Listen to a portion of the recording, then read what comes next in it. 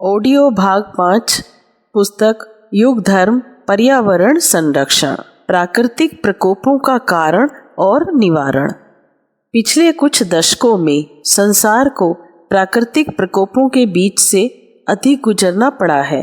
सूखा, बाढ़, भूकंप की घटनाओं में 3-4 वर्षों से जितनी वृद्धि हुई है उतना पहले कभी नहीं देखा गया।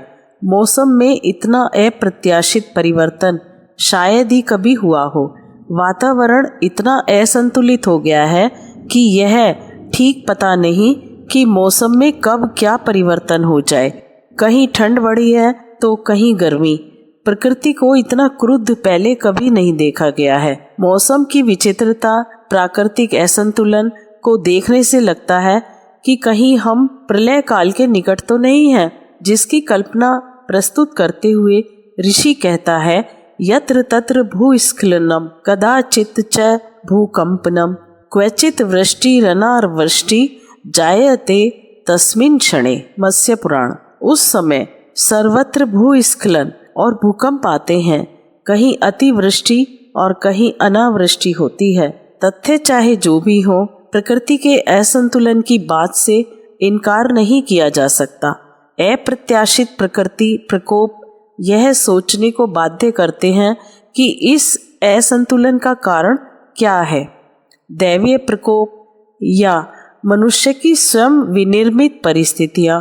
अध्यात्म तत्व दर्शन के अनुसार इस प्रकार के प्रकृति प्रकोप को दैवी आक्रोश समझा जा सकता है और उसका कारण मनुष्य की उस संकीर्ण स्वार्थपरता को माना जा सकता है जिसके कारण देवता रुष्ट होते हैं।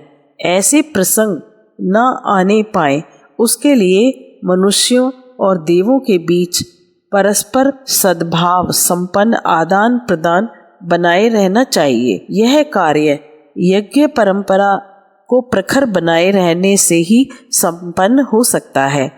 गीता का कथन है, देवा भाव्यतानेन ते देवा भाव्यन्तु वह।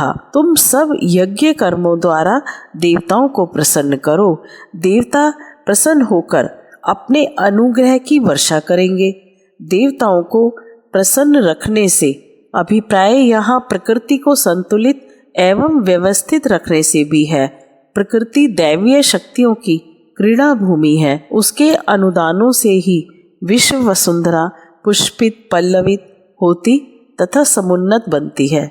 विभिन्न दैवीय शक्तियां ही अपना स्थूल परिचय प्रकृति की हलचल बनकर देती है, जिनका अलंकारिक वर्णन पौराणिक उपाख्यानों में आता है। इनमें वर्णन है कि देवता मनुष्य के सत्कर्मों से प्रसन्न होकर अनुदान बिखेरते हैं। इन देवताओं के अनुग्रह को प्राप्त करने के लिए इन्हें प्रसन्न रखना होता है। प्रसन्न रखने का अभिप्राय यहाँ उन्हें प्रसाद उपहार देने से नहीं है, न उनकी आवश्यकता ही दैवी देवताओं को है। वे शक्तियाँ मात्र अनुनय विनय पर प्रसन्न नहीं होती। मानवीय मर्यादा के नियमों पर चलकर तथा आदर्शवादी परंपरा अपनाकर उनका आशीर्वाद प्राप्त किया जा सकता है। बिजली प्राप्त करने के लिए धन ऋण तारों की व्यवस्थित तार लाइन बनानी पड़ती है। उसका संबंध पावर हाउस से जोड़ना पड़ता है। विद्युत संचार की प्रक्रिया तब कहीं जाकर आरंभ होती है और बल्ब में चमकती, पंखे में चलती तथा हीटर को गर्म करती देखी जाती है। इसे चाहे दैवीय अनुग्रह माना जाए अथवा नियम मर्यादाओं के पालन का प्रतिफल। प्रकृति के अनुग्रह को भी इसी प्रकार समझा जा सकता है। यह अनुदान उच्च स्तरीय नियम व्यवस्था के अधीन चलते रहने से ही मिलता रहता है। जिस प्रकार बिजली के नंगे तारों को छूने वाले उसके प्रकोप के भाजन बनते, दुर्घटनाग्रस्त होकर मरते देखे जाते हैं, उसी प्रकार प्राकृतिक व्यवस्था में अवरोध पैदा करने वाले उसके कोप का भाजन बनते हैं। चाहे उसे प्राकृतिक प्रकोप कहा जाए, चाहे मानवीय कृत्य अथवा दैवी आक्रोश। प्रकृति के प्रकोपों में यह बढ़ोतरी कुछ वर्षों से ही आई है। यह बढ़ोतरी विघातक अनुसंधानों, परमाणु परीक्षणों के साथ बढ़ी है। औद्योगिकरण से प्रदूषण के संकट का अभी हल नहीं निकल पाया था कि परमाणु परीक्षण की विभीषिका भी आकर जुट गई। इस दोहरे प्रहार ने सारी प्राकृतिक व्यवस्था को ही चरमरा दिया। अच्छे कर्म का फल अच्छा और बुरे का बुरा सर्वविदित है। कहने को तो यह सिद्धांत पुराना पड़ गया, किंतु इसके पीछे तथ्य सनातन ही है। यह सिद्धांत सृष्टि के कण कण में कार्य कर रहा है। गेहूं का बीज पृथ्वी में पड़कर असंख्यों बीज के रूप में फलित होता है। अच्छाइयाँ एवं बुराइयाँ अपने अनुरूप प्रतिक्रियाएं उत्पन्न करती हैं। शास्त्रों में वर्णन है कि मनुष्य जितनी गंदगी फैलाता है, उसकी स्वच्छता के लिए तथा वातावरण को परिशोधित करने के लिए यज्ञ कृत्य करने चाहिए। यज्ञ देवता वातावरण को परिशोधित करते तथा संतुलित रखते हैं। उसके प्रभाव से ऋतुएं समय पर आती हैं। संतुलित वातावरण मानवीय सुख समृद्धि का आधार बनता है। पौष्टिक अन्न वनस्पतियां उपजती हैं। मनुष्य स्वस्थ एवं निरोग बनता है। यज्ञ प्रयोगों के सत परिणामों से सभी परिचित हैं। अतीत में जब तक यज्ञ प्रक्रिया चलती रही, प्रकृति का संतुलन बना रहा।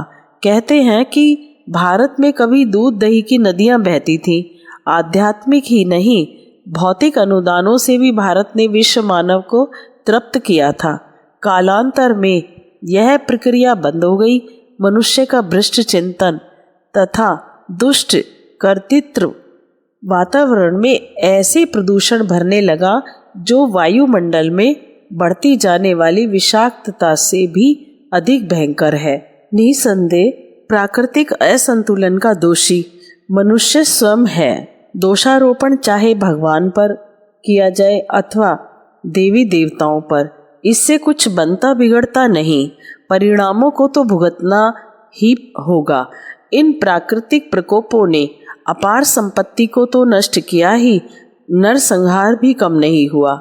समस्त प्राणियों को उसका श्राप सहना पड़ा। इस क्षति का लेखा जोखा तैयार किया जाए तो प्रतीत होगा कि प्रकृति एक हाथ से देकर दूसरे हाथ से लौटाने पर उतारू हो गई है। भूकंप, बाढ़, भूस्खलन जैसे प्राकृतिक प्रकोपों के कारणों पर भी विचार किया जाए तो इस संदर्भ में भांडे खोल देने वाले तथ्य सामने उपस्थित होते हैं। भूकंप के बारे में इलास्टिक रिवाइज्ड सिद्धांत सर्वविदित है। इसके अनुसार अनेक स्थानों पर पृथ्वी कांपती है, जिससे टूट फूट होती है। बड़ी बड़ी अट्टालिकाएं पल भर में धराशायी हो जाती हैं। विपुल धन शक्ति एवं जनशक्ति नष्ट होती है।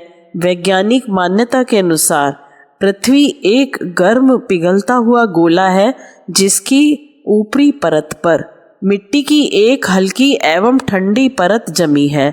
कई स्थानों पर यह पपड़ी कमजोर है। बनावट में असमानता होने तथा असमान फैलाव सिकुड़न के कारण पृथ्वी के भीतर स्थित चट्टानें कहीं कहीं तनी हुई रहती हैं। जब तनाव किसी प्रकार बढ़ जाता है अथवा किसी बाहरी दबाव से झटका लगता है, तब वे टूट जाती हैं। यही प्रक्रिया भूकंप का कारण बनती है। पृथ्वी की यह पपड़ी जहाँ जहाँ कमजोर है, प्रायः भूकंप का झटका वहाँ वहाँ महसूस किया जाता है। परमाणु विस्फोटों के समय उस स्थान की पृथ्वी में कंपन होता है। यह कंपन कमजोर एवं तनावपूर्ण चट्टानों को झटका देकर तोड़ देता है। यह आवश्यक नहीं कि जिन स्थानों पर परमाणु परीक्षण हो रहा है वहीं की चट्टानें टूटें, बल्कि दूरवर्ती पृथ्वी की कमजोर चट्टानों को भी तोड़ सकती हैं। भूकंप का झटका इन स्थानों पर महसूस किया जाता है। अनेक स्थानों पर भूकंप का झटका अनुभव होने का कारण है भूकंप से उठी कंपन तरंगों का पृथ्वी के एक स्थान से दूसरे स्थान तक चलना। ये तरंगे दो प्रकार की होती हैं। एक तरंग तो पृथ्वी के ऊपरी पृष्ठ से होकर चलती है, जिसे पृष्ठीय तरंग कहते हैं। दूसरी तरंग पृथ्वी के भीतर जाकर दो भागों में बढ़ जाती है। एक को एस तथा दूसरी को पी तरंग कहते हैं। विभिन्न गति से चलती हुई ये तरंगे पृथ्वी के अधिक घने केंद्रीय भाग से टकराकर लौटती हैं। जहां दोनों तरंगे एक दूसरे को प्रबलित करती हैं, वहां भूकंप का झटका तीव्र महसूस किया जाता है। वैज्ञानिकों का मत है कि बहुत समय पूर्व उत्तरकाशी के पास हुए भूस्खलन, जिसके फलस्वरूप हिमालय की विशाल चट्टानें टूटकर गिर पड़ी थी, के पीछे उपर्युक्त प्रक्रिया ही कारण थी।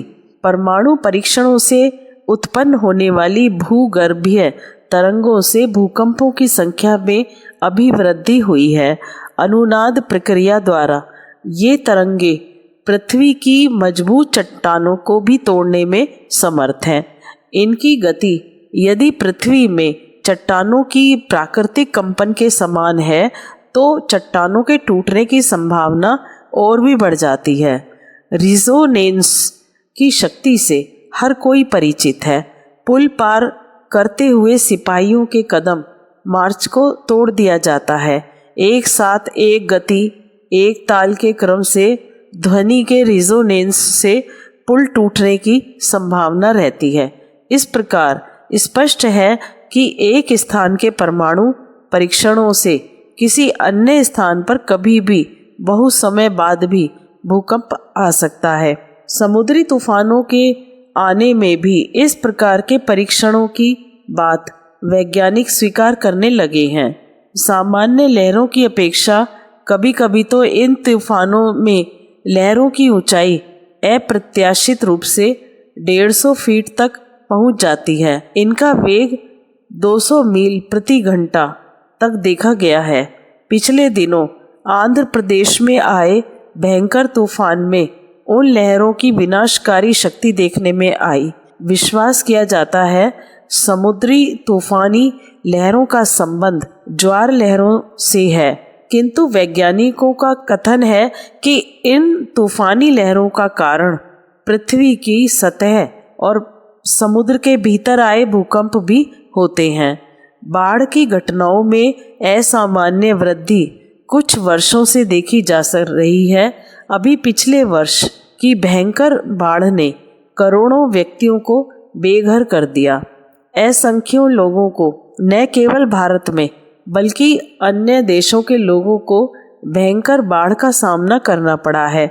बाढ़ के कारणों का पता करने पर जो तथ्य सामने आए हैं, वे बताते हैं कि यह मनुष्य की क्रियाएं हैं जो प्रतिक्रिया स्वरूप इस प्रकार विभीषिकाएं खड़ी करती हैं। सामान्यतः वर्षा प्रक्रिया में समुद्र का पानी सूर्य की गर्मी से भाप बनकर उड़ता रहता है, वही ठंडा होकर जल की बूंदों के रूप में जम जाता है। इन्हीं बूंद समूहों को बादल कहते हैं। ये हल्की होने के कारण हवा में तैरती रहती तथा नीचे गिरती हैं। इन बूंदों का आकार अतिरिक्त भाप के होते रहने से बढ़ जाता है। बड़ी बूंदें भार के कारण पृथ्वी पर गिरने लगती हैं।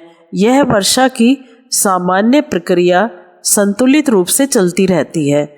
असंतुलन की स्थिति तब बनती है जब वायुमंडल में स्थित ऑक्सीजन, नाइट्रोजन तथा कार्बन डाइऑक्साइड आवेश युक्त हो जाती हैं। परमाणु परीक्षण से यही प्रक्रिया संपन्न होती है। विस्फोट से उत्पन्न रेडियोधर्मी पदार्थ ऊपर वायुमंडल में जाकर ऑक्सीजन, नाइट्रोजन और कार्बन डाइऑक्साइड को आवेशित करते हैं। आयन की स्थिति आने पर इन पर पानी की बूंदें अधिक जमा होने लगती हैं। बूंदों का अतिरिक्त जमाव अधिक वर्षा का कारण बनता है। नदियों में आई बाढ़ का एक कारण परमाणु परीक्षणों से उत्पन्न अधिक ताप से पहाड़ों पर जमी बर्फ का पिघलना भी है। इसके साथ वर्षा का संयोग जुड़ जाने से स्थिति और भी संकटपूर्ण हो जाती है। प्रकृति का संतुलन बिगड़ता जा रहा है।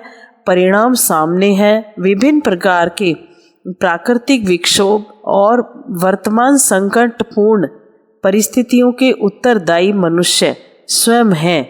इस विषाक्तता के परिशोधन की व्यवस्था तो बनाई जानी चाहिए, नए परीक्षणों पर सख्ती से रोक लगानी चाहिए। साथ ही अधिक उत्पादन के लिए विशालकाय उद्योगों की स्थापना की होड़ सभी देशों में चल रही है। इस अविवेकपूर्ण उत्साह को बंद किया जाए। बड़े उद्योगों से उत्पादन तो बढ़ेगा, किंतु उनसे उत्पन्न होने वाली विषाक्तता का यदि लेखा जोखा लिया जाए तो उत्पादन की अपेक्षा कहीं अधिक महंगा पड़ेगा। प्रदूषण की वृद्धि रोकने के लिए बड़े उद्योगों का कुटीर उद्योगों में परिवर्तन किया जाए। इससे उत्पादन में कमी हो सकती है, किंतु दूरगामी परिणामों की दृष्टि से देखा जाए तो बड़े उद्योगों से उत्पन्न होने वाले प्रदूषण जितनी क्षति पहुंचाते हैं उसकी तुलना में यह हानि अल्प होगी। वस्तुओं का उत्पादन कम हो तो भी गुजारा किया जा सकता है, आवश्यकताओं में कटौती करके काम चलाया जा सकता है, किंतु उद्योगों के प्रदूषण की प्रतिक्रिया स्वरूप होने वाले प्राकृतिक विक्षोभों को सहन करना असह्य है। वातावरण की विषाक्तता के परिशोधन में यह उपचार की सनातन परंपरा ही सफल हो सकती है। यज्ञ दर्शन को जन सामान्य के चिंतन में उतारा जा सके तो सत प्रवृत्तियों के विकास में असामान्य योगदान मिलेगा। चिंतन की भ्रष्टता एवं कर्तृत्व की निकृष्टता का परिष्कार भी इसी प्रकार संभव है।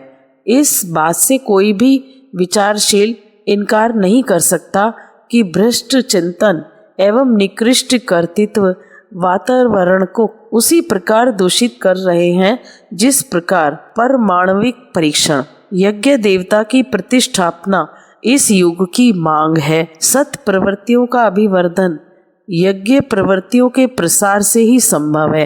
वातावरण का संतुलन, परिशोधन तथा प्राकृतिक प्रकोपों के रोकथाम के लिए यज्ञानुष्ठान का प्रचलन व्यापक स्तर पर करना होगा।